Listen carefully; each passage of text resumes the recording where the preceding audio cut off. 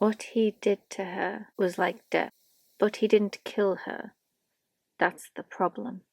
Hi, Shell. And hello to all you other wonderful weirdos watching. I've got to take this off for a second. My eyes were drying out. It is not when I normally film. Ugh, I was wearing those for so long I didn't realise I was out of focus the whole time. Okay, so we are back with The Witches. I'm so happy. I forgot to put my bookmark back in. Whoopsie. Quick note, there was a poem just before this short story and it is absolutely phenomenal. It's called Escape Artists by Andrea Hairston.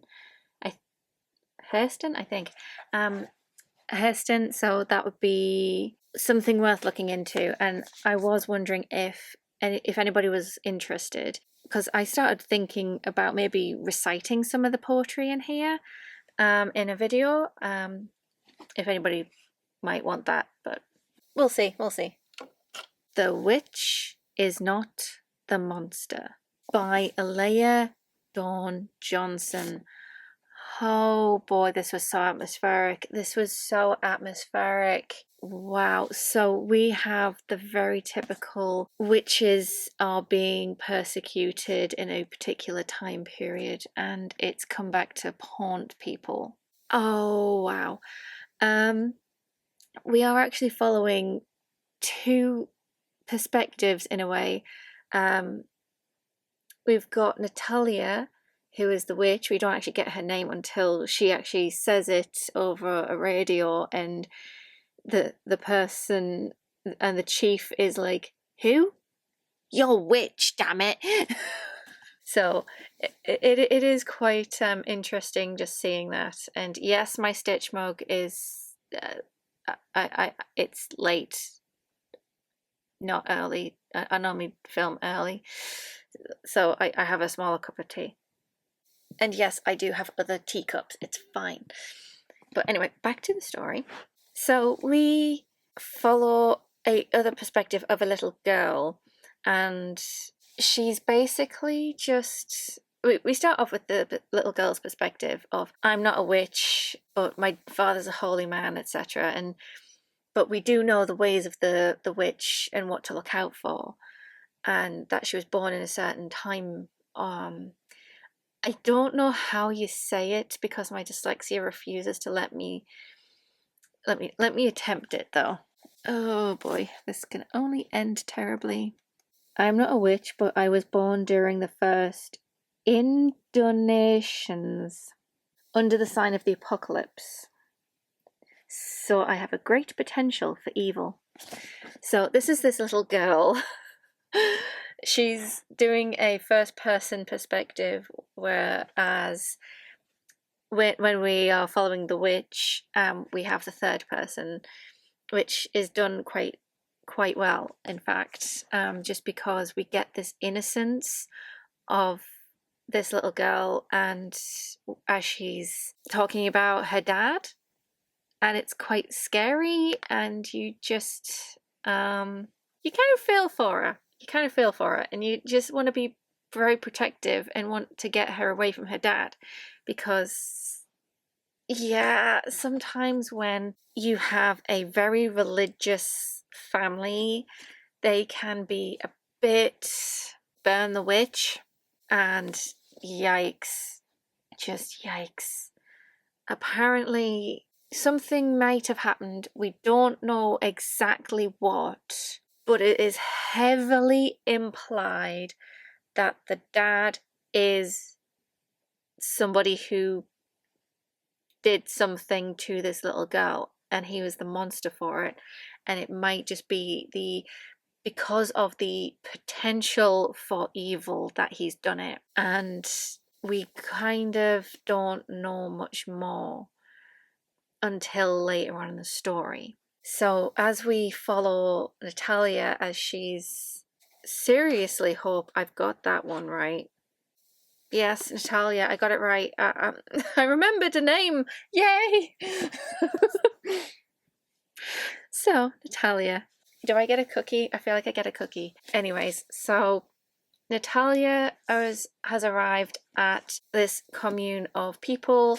It's kind of post-apocalyptic in a way. We've got this very far in the future. Everything's run down, everything's polluted, and oh boy, it is not a nice place to live. Like, the mud between her toes is thick with the chemical runoff of this place.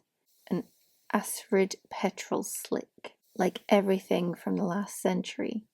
It holds on to things, as an old tar pit clings to the bones of the last age behemoths.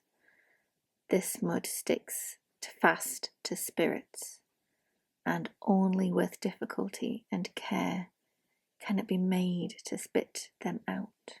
Yikes, just yikes. We've seemed to have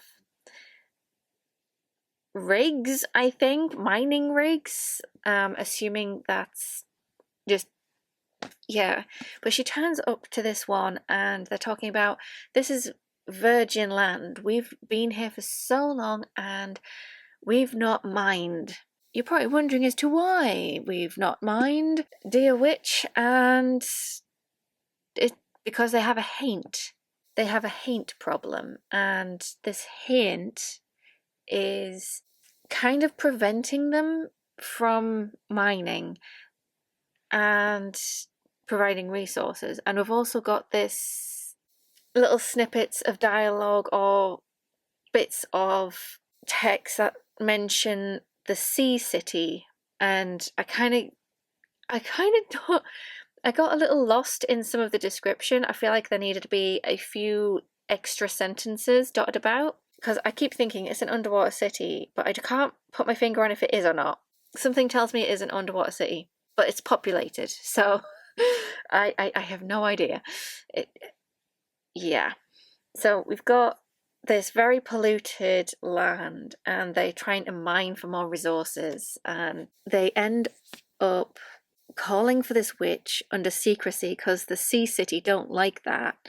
And well, there's a big discussion on race as well, because there's this very, very sensitive conversation that the white people in the room don't realize is sensitive. That they are not they are not sensitive whatsoever. Yikes. Because there's talk about land stolen, people driven from land and killed, etc. And these witches are kind of outcasts, and the sisterhood is mentioned, but we don't get the full scope of it because it is like a snapshot. It kind of feels like if you were to take this bit from, it needed to be a novella, I think. That's what I think this should have been, is a novella. It is really, really good. It's more atmospheric than it is plot heavy. It's quite longer than the usual stories I'm used to, but oh my god, is this so atmospherically dredging through mud, and I cannot put into words right now. My goodness. Because it's just so murky, and you feel it in the air as you're reading, and it's so interesting. And because there's this meeting between the Chief Vi and the witch, and Chief Vi's son is also there, Chief Simon? Chief Simon?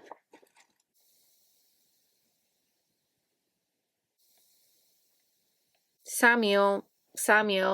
I was going to get something wrong. Oh well. Chief Samuel, who is in his 40s, and it's kind of commented that Chief Vi is like over 100. And the description of her: Chief Vi is witchy in a way she can only aspire to be. Nose once beaky and broad, eyes set in sockets deep enough to be hollowed out by a spoon, a mane of grey hair twisted like tangled wires. The witch could charge enough for months if she showed up in communes looking like that. Well, if she were white. Oh, wow. This woman, yikes. I've never had eyes be described like that before. Yikes. Anywho, so they have a good little conversation and they kind of pretty much almost offend Natalia, and they just say something and then they're just like taken aback going, oh, your lot is so sensitive about things. And I'm just, dude, you did not just say that. You did not just say that. The people are freaking offended for a reason. Oh, wow. But anyway, back with the plot. Because there is amazing, like, lines in this with people's behaviours. Oh, wow. The behaviour of some people through their dialogue as well. It's, like, very spot on how people behave, but also very, like, we don't get enough of it. I feel like we needed a few extra sprinklings in just to like familiarize ourselves in this story, because it is long enough for that, but it just needed that extra little hint. So we've got Samuel taking Natalia to this old house out in the marsh, and so we then get this very eerie sequence of them walking up, and then there's just this door, and long story short, there's a storm coming, and Chief Vi turns up just in a speedboat, and Natalia is just like, how the hell did she get from that speedboat up here at her age in this storm? Bloody hell. She becomes aware of the storm first, the howling and the lashing, the groaning of petty human structures at the raging of the earth. Oh, the earth, it is howling, too, harmonizing with the storm, like the resonances of her amulets, infinitely more powerful, though, so that she is grateful that she is a minor witch and incapable of perceiving the full depth of that chorus. It takes her several minutes to realize that some of those notes of pain come from her own body and not the racked planet that birthed her. And she's just there, not daring to cross the threshold of the place. And as Natalia is sensing the other power of the hint, we get the backstory of the little girl alongside in flashbacks, but we also get Natalia's backstory with her teacher Goldie, and even get some like argument between them at one point. It's just like very thorough and very necessarily there. You don't realize it's necessary, but it just like adds, and it does so quite brilliantly. Like, I can't put my finger on the words to explain why it's necessary, but it just adds to the whole. Oh boy, just the way the little girl turns up as the hint. She's treated like she has to be banished by Chief Vi. It's like, because Chief Vi is just like, banish her, and she's just like, so Natalia just like takes the little girl's hand and just, they're having a sweet little chat. They're having just an adorable little chat, and oh my goodness. So this little girl, Viola, is Chief Vi's sister. She died of, if it was mentioned, I missed it, but she died at some point and was cast out, left behind by her sister, and that's why she's a hint. She's haunting this place because she was left behind.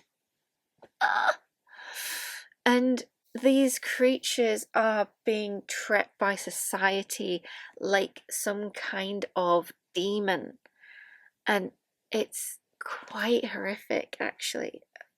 Oh my god. And so we get that tone of the little girl's struggle of what is a witch? How do you make a witch? And so we learn that the way a witch is made is somebody marks you, or you kill the person who has marked you. You choose to be a witch. And yeah, so it is very thorough. I can't describe it well because it is just so in depth. You have to read it for yourself. Boy, is it difficult. But Natalia, there's a detail. Natalia carries a jar of dirt, and she carries it around with her everywhere. And so that is going to be part of her grave. So apparently part of the law is that the person you kill to be a witch, or to complete the being marked or scarred or wronged, you kill that person, you bury them, but you take some of the dirt of their grave and carry it with you forever. And then you carry that to your grave. And interestingly and randomly, Samuel kills his mother, which kind of felt like it came out of nowhere, which is kind of why I feel like there needed to be maybe a few sprinklings in of a few sentences here or there, just to just plant the seed a bit better, because it wasn't a twist where I didn't see coming and it's great. I didn't see this coming because I don't think it was set up a little bit. It did everything else brilliantly. It's just this kind of didn't feel properly set up, and so it just came out of nowhere. So hilariously, when I was reading it, because Samuel was actually got his hand on his mother's throat and choking her. I was reading that in my break room at work earlier today, and my friend at work, she was choking on her food, and I was just like, "Are you okay?" And it was just so surreal. Reading choking, hearing choking. That was very freaky. So, yeah, Natalia says to Samuel, because he's just like, "What did I just do?" It's like, "You've just killed the person who've marked you, or who scarred you." And so she just says, "You bury her, and then you take soil from her grave and you keep it with you." So another really cool bit of law was just the whole discussion, because Chief Vi is over 100, which means the law is the little girl's point of view, and we just get the undercurrent of religious extremists taking things too far and then creating evil, or evil in their eyes, because they've pushed and pushed and pushed, and it's created something they don't like, even though it's harmless. They are treated like monsters. In a way, Chief Samuel was created by his mother because he may have been pushed and pushed to his breaking point, and ouch. And so he becomes a witch because of that, and that would be, in his mother's eyes, a bad thing. She's just pushed and pushed and created something she does not like, and because of that, it pushes them even further to a breaking point. I mean, that's what I can read from it without the extra sentences, at least. I would have liked the sentences, because this was such a great read. And the other thing, the bit of magic law, was they can't banish the Hand without killing Chief Vi, because she was the one who cast out the little girl and left her behind. In order to survive, she would have to invite the Hand in, but that would not make her pure. And so she doesn't do it. She just stays in her warped hatred and religious extremism, and just was like held out her hand trying to push things away, and trying to push some kind of force through her hand to keep the energy from touching her. She wanted to remain pure, but yikes. If she didn't invite her in, the witch Natalia would have to banish the Hand, and it would kill her client, or turn her into something she would have to kill anyway, but she keeps that bit quiet. It just ends on a note of sympathy of what makes a witch in these lands. And this little girl is still asking about it. There is the question of what the bloody hell did that man do to his child? Ouch. And so that was this week's short story. It was quite very atmospherically deep in themes as well, and it's absolutely amazing. And oh my god. And yes, I did have to use my reading glasses because my eyes were drying out, and it just helps when they are drying out. So, anyways, bye, Shell. And bye to all you other wonderful weirdos watching.